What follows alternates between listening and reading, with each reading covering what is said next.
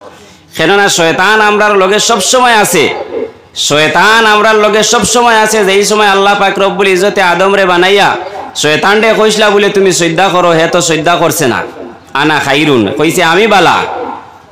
শয়তানে কইছে বলে আল্লাহ আমি হইলাম কি সবচাইতে বালা, আমারে আপনি আগুন দি বানাইলাম, আদম রে আপনি মাটি দি বানাইলাম। আমি হইলাম কি বালা, আমি এখানে মাটির বানাইল, আদম রে আমি শ্রদ্ধা করতাম। আল্লাহ রব্বুল ইজ্জতর কাছে আল্লাহর হুকুম রে শয়তানে না মানার কারণে আবা ওয়াস্তাকবারা ওয়া কানা মিনাল কাফিরিন। আল্লাহ রব্বুল ইজ্জতে ফরমায়, ও শয়তান তুই আমার কথারে শুনলে না, আমার কথারে তুই অমান্য করলে, তকব্বুরি দেখাইলে, আল্লাহ রব্বুল ইজ্জতে সেই দিন তাকি শয়তান রে তানোর কাছ থাকি বাইর করিয়া দিলাইছন। তুই আজকে আমার কাছ থাকি আসিস। কিন্তু শয়তানে আল্লাহ রব্বুল ইজ্জতর কাছে কইছে বলে আল্লাহ ক্বালা ফাবিমা আগওয়াইতানি লা আকুদান্নাকা আলা সিরাতিকাল মুস্তাকিম। শয়তানে কইছে বলে আল্লাহ আমারে জমিনের মধ্যে আপনি যারা বাইর করিয়া দিলাইছন, ক্বালা ফাবিমা আগওয়াইতানি লা আকুদান্না লাহুম সিরাতাকাল মুস্তাকিম। আয় আল্লাহ আমার এজেলা আপনি বাইর করিয়া দিছন, আপনার খাঁটি বন্দা যারা আছেন, আপনার বন্দা হল আপনার সঠিক রাস্তার মধ্যে যেই সময় চলতে চাইব, ইহদিনাস সিরাতে মুস্তাকিম রাস্তার মধ্যে চলতে চাইব, আল্লাহ আমি শয়তান গিয়া সেই রাস্তার মধ্যে বই রইমু, আপনার বন্দারে আমি জমিনের মধ্যে সঠিক রাস্তার মধ্যে চলতে দিতাম নাই, সোজা রাস্তার মধ্যে আমি চলতে দিতাম নাই, তারে আমি জমিনের মধ্যে পথ প্রষ্ট করমু। আল্লাহর বন্দা বাড়াইব নমাজের মধ্যে যাইতো মসজিদ আজানর, কিন্তু শয়তানে রাস্তার মধ্যে বেড়া লাগাইয়া ঘুরাইয়া লইয়া আইব। আল্লাহর বন্দা ঘর থেকে বাইর হইব ওয়াজের মধ্যে যাইতো, কিন্তু শয়তানে রাস্তার মধ্যে বেড়া লাগাইয়া তারে আবার ঘুরাইয়া অন্য জায়গার মধ্যে লইয়া যাইব গিয়া। কেননা শয়তানে আল্লাহ রব্বুল ইজ্জতর কাছে কইয়া আইছে বলে আল্লাহ আপনার খাঁটি বন্দা যারা আপনার রাস্তার মধ্যে চলতে চাইব, আমি তারার রাস্তা থেকে আমি তারারে বিগড়াইমু। কিলা বিগড়াইব? ও শয়তানে কইছিল সুম্মা লাআতিয়ান্নাহুম মিন বাইনি আইদিহিম ওয়া মিন খালফিহিম ওয়া আন আইমানিহিম ওয়া আন শিমাইলিহিম ওয়া লা তাজিদু আকসারাহুম শাকিরিন।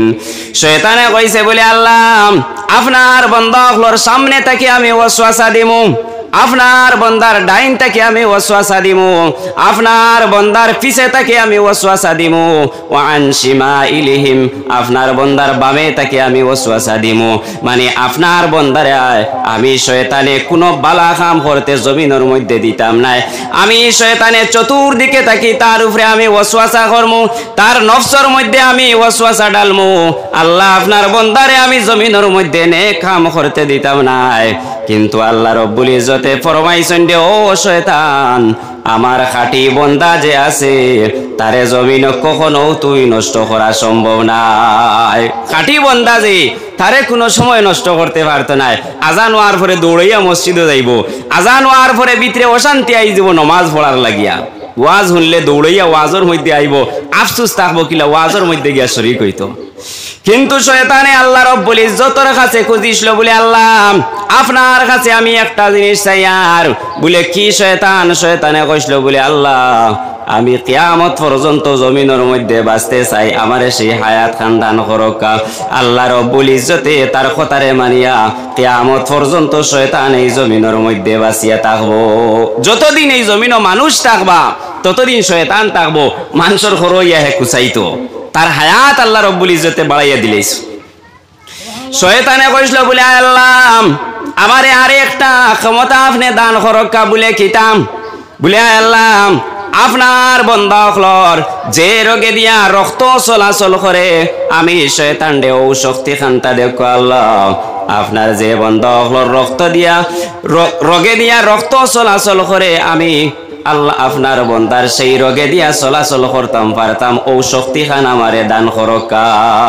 কেননা রাসূলুল্লাহ ফরমায় না শয়তান ইয়াজরি মাজরা দাম, শয়তান এমন একটা জিনিস যে শয়তান মানুষের শরীরের মধ্যে যে রোগে দিয়া রক্ত চলাচল করে সেই রোগে দিয়া শয়তান চলাচল করতে পারে আল্লাহ রব্বুল ইজ্জতে তারে সেই তৌফিক আল্লাহ তাবারাকা ওয়া তাআলা দিলাইছেন। এর লাগি শয়তানে সব সময় মানুষের ওয়াসওয়াসা দিতে আছে। কেননা আল্লাহ পাক রব্বুল ইজ্জতে মানুষের নফসরে তিন কিসিম বানাইছেন। একটা হইল কি নফসে আম্মারা, একটা হইল কি নফসে লাওয়ামা, একটা হইল কি নফসে মুতমাইন্না। নফসে আম্মারা যেটা, এই নফস তারা মানুষের জমিনের মধ্যে সব সময় গুনার কাম করে। কেননা এই নফসে সব সময় মানুষের গুনার দিকে দিটানে। মানুষের এই সময় জমিনের মধ্যে পালা কাম করার ইরাদা করে, নফসে আম্মারায় বদলাইয়া সেই মানুষের বাদ কামর দিকে দিলইয়া যায় গিয়া।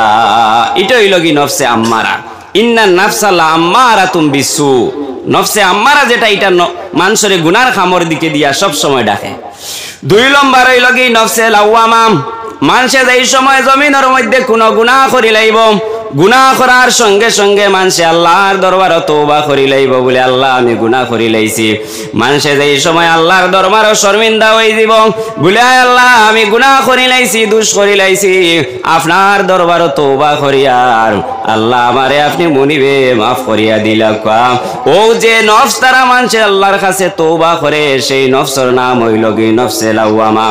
এর লাগি জমিনের মধ্যে মানুষে এই সময় গুনাহ করে, গুনাহ করার সঙ্গে সঙ্গে আল্লাহ রব্বুল ইজ্জতের কাছে যদি সে তওবা করিলায় আল্লাহ তাবারাকা ওয়া তাআলা লগে লগে আল্লাহর বান্দার গুনারে মাফ করে দিলেন। কেননা মানুষে জমিনের মধ্যে যত বড় গুনাহ করক, ফালর মতন গুনাহ যদি সে জমিনের মধ্যে করিলায় আর আল্লাহর কাছে যদি সে আল্লাহর বান্দায় তওবা করিলায় বলে আল্লাহ আমি গুনাহ করি লাইছি আমারে মাফ করে দেও। ওরে ভাই আল্লাহ রব্বুল ইজ্জত এত বেশি খুশি হইয়া আল্লাহর বান্দার জীবনের গুনারে আল্লাহ মাফ করে দিলেন। হোক সুবহানাল্লাহ।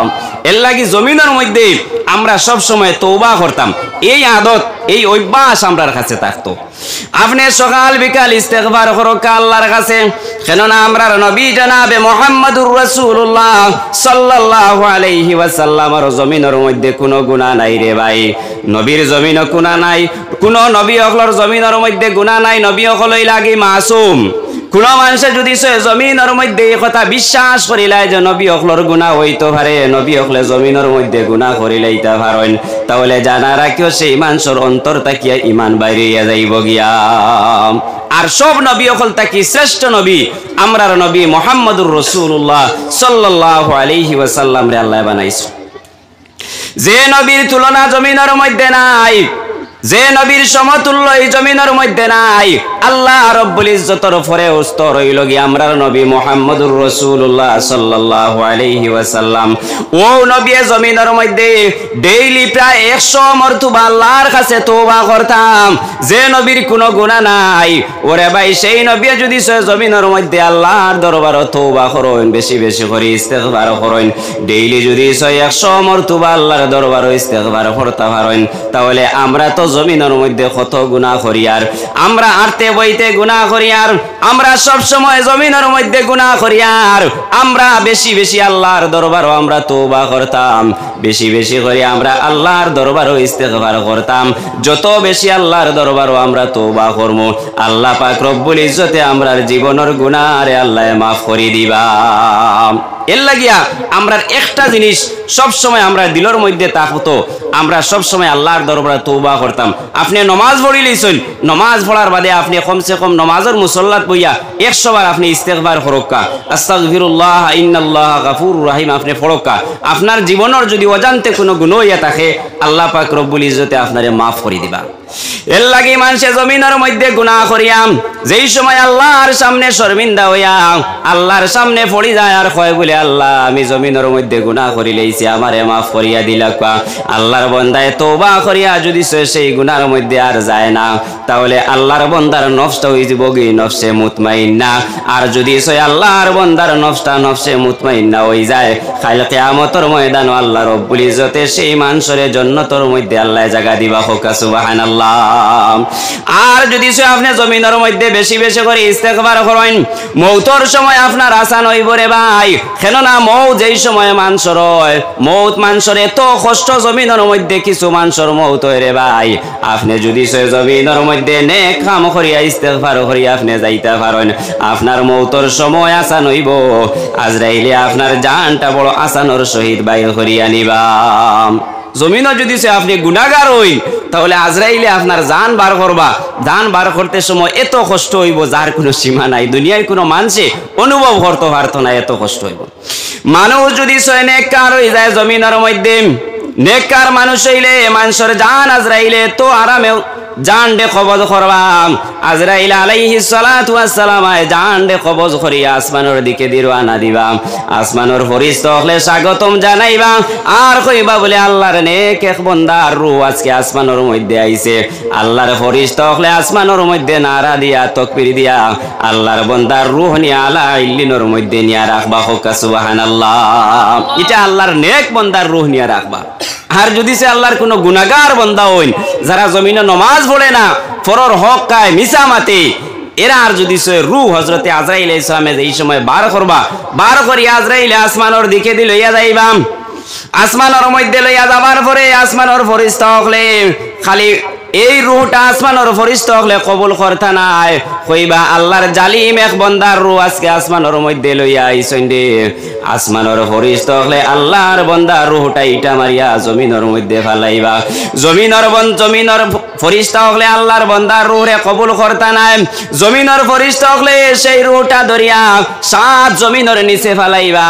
যে জায়গার নাম হইল গিয়া সিজ্জিন, সেই জায়গার মধ্যে গুনাহগার বান্দার রূহ নিয়ে আল্লাহ রব্বুল ইজ্জতে রাখবা। আর সিজ্জিন হইল গিয়ে এমন একটা জায়গা, যে জায়গার মধ্যে শয়তান বসবাস করে, যে জায়গার মধ্যে শয়তান থাকে, সেই জায়গার নাম হইল গিয়া সিজ্জিন। আল্লাহ রব্বুল ইজ্জতে গুনাহগার বান্দা যারা আছেন, এরা রূহ নিয়ে আল্লাহ রব্বুল ইজ্জতে সিজ্জিনের মধ্যে রাখবা। এর লাগে আমরা জিয়ারতও যাই নাই কবরের মধ্যে। কবরের মধ্যে জিয়ারত, কবরস্থানও জিয়ারত গেলে আমরা জিয়ারত করি আর কই বলি আল্লাহর বান্দার রূহ আনতা আল্লাহ আলা ইল্লিনের মধ্যে আপনি রাখুন, জানি সিজ্জিনের মধ্যে না। ও হইল গিয়া আলা ইল্লিন, যেটা আরশের নিচে এটার স্থান। এর লাগে ভাই জমিনের মধ্যে যদি আপনি নেক কাম করিয়া তৈয়া যাইতে পারো, আল্লাহ রব্বুল ইজ্জতে কুরআন আল কারীমের মধ্যে ফরমাইতরা ইয়া আইয়ুহাল্লাযীনা আমানুত্তাকুল্লাহ। আল্লাহ রব্বুল ইজ্জতে ফরমায়, ও আমার বান্দা হল, জমিনের মধ্যে তুমি তাইনর দিলের মধ্যে আমি আল্লাহ রব্বুল ইজ্জতর তাকওয়া এবং ডর দে তুমি তাইন ফয়দা করিলাও। সুবহানাল্লাহ। একবার হুক্কা আল্লাহ ফরমাইতরা যদি তোমার তাইনর দিলের মধ্যে আমি আল্লাহ ডর ফয়দা হই যায়, তাহলে জমিনের মধ্যে গুনার কাম করা সম্ভব নাই, নামাজ ছাড়া সম্ভব নাই। ও যুবক, জমিনের মধ্যে নামাজ রে পড়ায় না, মসজিদের মধ্যে আযানর মসজিদের দ্বারে দিয়া ঘুরিয়া আটি যারায়, কিন্তু মসজিদের মধ্যে নামাজের মধ্যে দাখিল হয় না। জানা রাখিও একদিন কাল কিয়ামতের ময়দানও তোমার যুবক অবস্থায় কোন কাম করছো আল্লাহর দরবার যতক্ষণ পর্যন্ত আপনি সওয়ালের জবাব দিতে পারতেন না, আল্লাহর দরবার থেকে ঘুরিয়া যাওয়া সম্ভব নাই। এর লাগি যুবক লরে আল্লাহ সম্মান দিছেন, নবীও সম্মান দিছেন। রাসূলুল্লাহ ফরমান, খাইল হাসরের ময়দানে 7 গুরু মানুষরে আল্লাহ আরশের ছায়ার তলে জায়গা দিবাম। যেই সময় হাসরের ময়দান কায়েম হই দিব, আসমান সুরজ মানুষের মাথার উপরে আইব। মানুষ জমিনের মধ্যে কোন মানুষের গাম আঁটু পর্যন্ত থাকবো, কোন মানুষ গামের মধ্যে হাবুডুবু খাইব।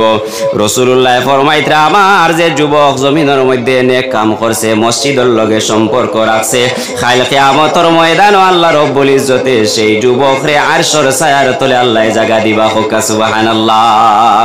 কিন্তু আমরার বর্তমানে যুবকর লোক লইছে মোবাইলে, এই মোবাইলে আমরা জমিনের মধ্যে নষ্ট করে করি না।